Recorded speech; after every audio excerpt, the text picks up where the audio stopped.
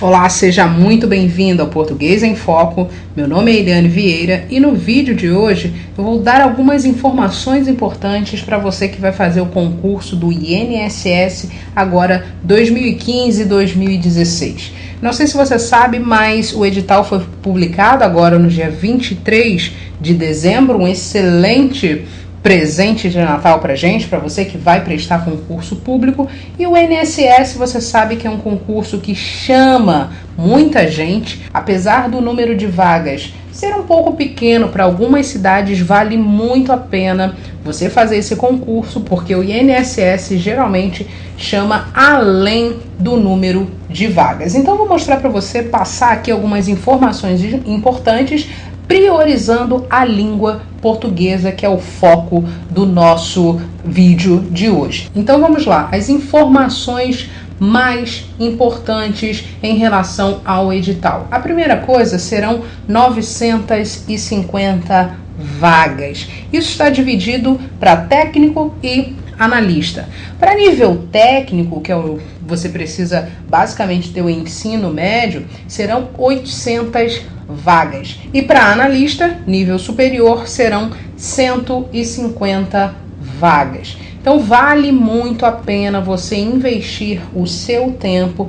para poder se preparar adequadamente para esse concurso, porque uma dessas vagas pode muito bem ser a sua.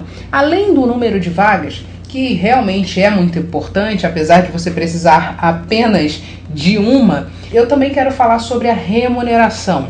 Remuneração bruta para analista, R$ 7.496. Uma excelente remuneração para nível superior. Da mesma forma, uma excelente remuneração para nível técnico, que exige apenas ensino médio, quase R$ 5.000. Onde em uma instituição, por exemplo, privada, você receberia essa remuneração com apenas o nível médio. Então, quase R$ 5.000 para o técnico. A jornada de trabalho é de 40 horas semanais. Então, resumindo aqui, nós temos 950 vagas, 800 vagas somente para técnico, nível médio, e 150 vagas para ensino superior, cargo analista. A remuneração, R$ 7.496, quase R$ 7.500 para analista e quase R$ 5.000, R$ 4.886 para nível técnico, com apenas 40 horas semanais. Agora eu vou passar algumas informações sobre a prova. Bom, a data da prova está prevista para o dia 15 de maio de 2016. Isso significa que você tem aí aproximadamente, estou gravando esse vídeo no dia 28 de dezembro, então você tem aproximadamente 4 meses e alguns dias para você se preparar. Isso é suficiente? Bom, eu digo o seguinte, que se você tiver uma preparação focada somente no concurso do INSS, buscando resolver o máximo de questões e ainda ter uma teoria extremamente objetiva para aquilo que é cobrado na prova, sim, esse tempo é mais do que o suficiente para você conseguir atingir um resultado satisfatório. Vale lembrar que a organizadora do concurso é o CESP-UNB, e você sabe muito bem que o padrão do CESP-UNB, das provas elaboradas pelo CESP, é certo ou errado, ou seja, você vai precisar julgar um item como sendo certo ou errado. Ainda falando sobre a prova, como é que vai ser a composição da prova objetiva?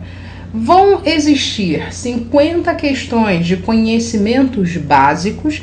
Que tipo de conhecimentos básicos? Quais são as matérias que vão compor essas 50 questões? Direito constitucional, direito administrativo, raciocínio lógico, noções de informática e português também, dentre algumas outras. E além disso, 70 questões, ou seja, um número muito grande de questões, serão acerca de conhecimentos específicos sobre a Seguridade Social. Então é muito importante que você, munido dessa informação, você foque sim no conhecimento específico dessa prova, resolva muitas questões acerca de seguridade social e tenha teoria objetiva, bem direto ao ponto. Quando eu falo teoria objetiva, é aquela teoria que você não precisa estudar todo o assunto, todo o livro para conseguir resolver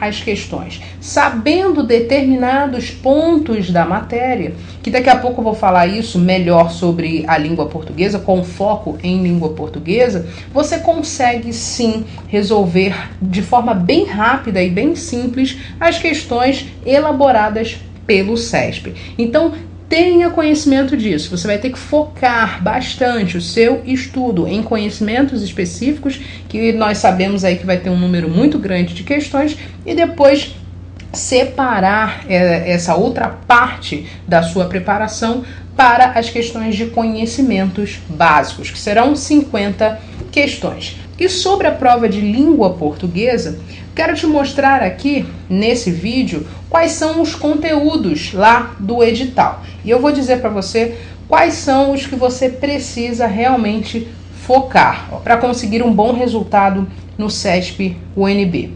Bom, o edital diz o seguinte, que vai cair compreensão e interpretação de textos, que vai cair tipologia textual, ortografia oficial, acentuação gráfica, emprego das classes de palavras, emprego do sinal indicativo de crase. Além disso, vai cair também sintaxe da oração e do período, pontuação, concordância nominal e verbal, regências nominal e verbal e também redação, ou melhor, significação das palavras, redação de correspondências oficiais, conforme o Manual de Redação da Presidência da República.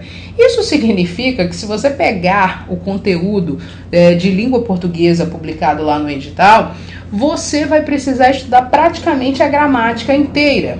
Só que existem algumas matérias que nós sabemos que o CESP prioriza, ou seja, são matérias recorrentes, são conteúdos que sempre vão cair nas provas elaboradas pelo CESP-UNB. E eu vou dizer para você quais são esses conteúdos. Por exemplo, compreensão e interpretação de textos. O CESP e qualquer outra banca sempre vai cobrar esse tipo de questão.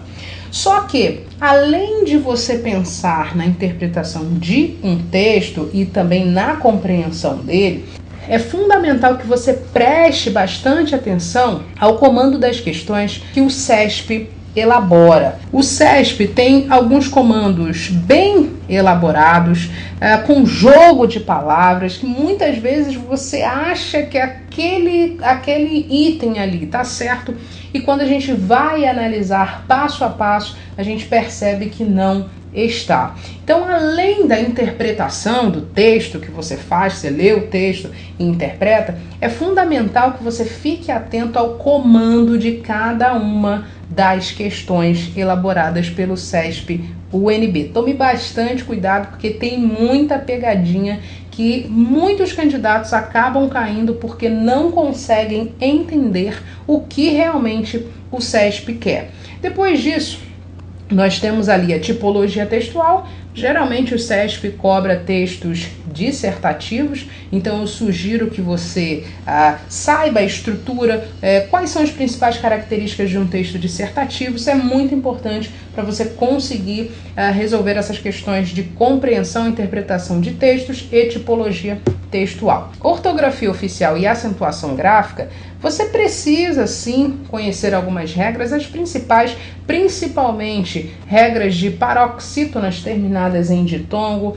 e também a regra das proparoxítonas, porque o CESP geralmente cobra esse tipo de questão, mas você não precisa focar tanto, porque a gente está pensando aqui no tempo que você vai ter para se preparar. Então, língua portuguesa não é a única matéria que você vai precisar estudar. Então, você precisa focar naquilo que cai, porque o seu objetivo não é ser um professor de português, aprofundar todo o conhecimento, saber exatamente todas as regras gramaticais. Não! Seu objetivo é simplesmente acertar as questões, passar no concurso e realizar os seus sonhos, ser aprovado e tudo mais. E o meu objetivo aqui é te mostrar esse caminho. É mostrar para você que com um conhecimento bem específico, sem você precisar dominar a gramática inteira, você consegue sim resolver as questões do CESP-UNB, ok? Então, seguindo, nós temos emprego das classes de palavras. O que eu sugiro? CESP cobra bastante questão de pronomes, também cobra verbos. Isso aí é uma estrutura básica, são classes de palavras muito básicas que são cobradas em qualquer concurso. Além disso, as conjunções, valor semântico das conjunções, CESP sempre explora isso nas provas. Emprego do sinal indicativo de crase, juntamente com essas duas matérias aqui, que eu vou mostrar para você, regências nominal e verbal, isso aqui é um trio. Você vai estudar regência nominal, também vai estudar regência verbal e, para completar, você vai estudar a crase. Tudo aqui está interligado, então são matérias que realmente você precisa focar, você precisa dominar a regência de alguns verbos que mais caem em concurso, você precisa saber quando a crase, principalmente crase, o CESP cobra bastante nas provas, quando a crase é facultativa. Então isso é uma dica excelente para você focar, ok? Concordância nominal e verbal também, sobretudo a concordância nominal. Então é fundamental que você conheça bem, principalmente o básico, saber identificar o verbo na oração e saber como você acha o sujeito para esse verbo. Se esse verbo é impessoal, se ele não é impessoal. Se ele for impessoal, você sabe que não vai haver sujeito. E aí nós entramos no caso principalmente do verbo haver, no sentido de existir, que é extremamente explorado nas provas atuais. Se ele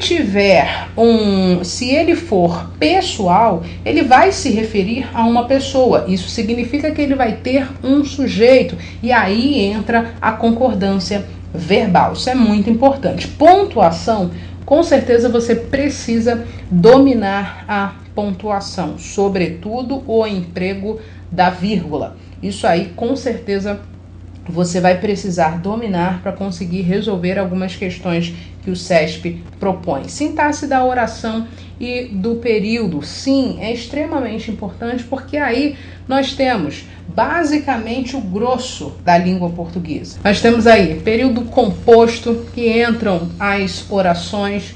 Nós temos oração subordinada, oração coordenada, oração subordinada adverbial, subordinada substantiva, subordinada adjetiva. Então, a sintaxe da oração e do período, realmente isso é muito importante. Nós temos também os complementos verbais, que o CESP não vai falar propriamente de complemento verbal, mas sim, ele explora de maneira aplicada, ou seja, ele pega um conceito e testa esse conceito, vê se o candidato está decorando ou se ele conseguiu realmente entender o que aquele conceito significa. Então, sintaxe da oração do período é fundamental, pontuação também é fundamental, concordância verbal é extremamente importante, não deixe também de estudar a concordância nominal, regência nominal e verbal, principalmente regência verbal e crase.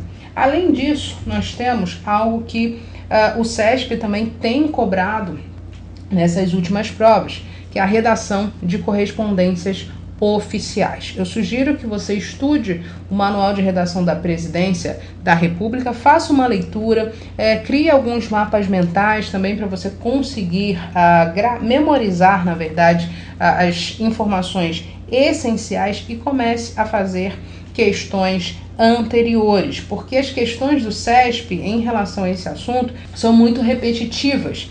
Então, você consegue, de uma maneira bem simples e bem prática, até mesmo por meio das questões, traçar um mapa daquilo que o CESP sempre cobra em relação à redação de correspondências oficiais. Então, são essas matérias essenciais para você focar na sua preparação. Sem essas, não tem como você resolver, sem dominar, na verdade, essas matérias, não tem como você conseguir uma boa pontuação para chegar à classificação, ok? E antes de terminar esse vídeo aqui é bem simples, bem prático, é para colocar para vocês informações mais importantes sobre a questão da prova, que eu falei anteriormente, data da prova, data da inscrição, não coloquei aqui, mas é super importante. As inscrições começam no dia 4 de janeiro de 2016, então fique atento a essa data, e a data da prova está marcada para o dia 15 de maio de 2016 também. Para a gente finalizar esse vídeo, eu quero deixar aqui uma frase para você que diz exatamente o seguinte: a persistência realiza o impossível. Pode ser que você não esteja acreditando muito que vai conseguir passar nesse concurso, pode ser até que ser aprovado nesse concurso, na sua cabeça agora, seja algo impossível. Mas se você decidir estudar, se organizar e começar, dar o primeiro passo, porque muitas vezes a gente acaba decidindo fazer alguma coisa, a gente até se organiza para aquilo, mas na hora de dar o primeiro passo, a gente fica travado. Então o primeiro passo é muito importante. Nesse caso aqui, qual é o primeiro passo? Você começar a estudar, você começar a organizar o seu ambiente de estudos, pegar um caderno, falar assim, não, olha, eu vou conseguir. É difícil? Sim, mas ninguém disse que é impossível. Pode ser sim, difícil. Sim, existem vários concorrentes. O concurso é nacional, para algumas cidades não tem tantas vagas assim. Olha quantas coisas que podem fazer com que você nem queira dar o primeiro passo. Mas eu digo para você o seguinte: dê o primeiro passo, seja persistente e mantenha o foco no seu objetivo, porque a persistência realiza um impossível. Um abraço e até o próximo vídeo. Tchau, tchau!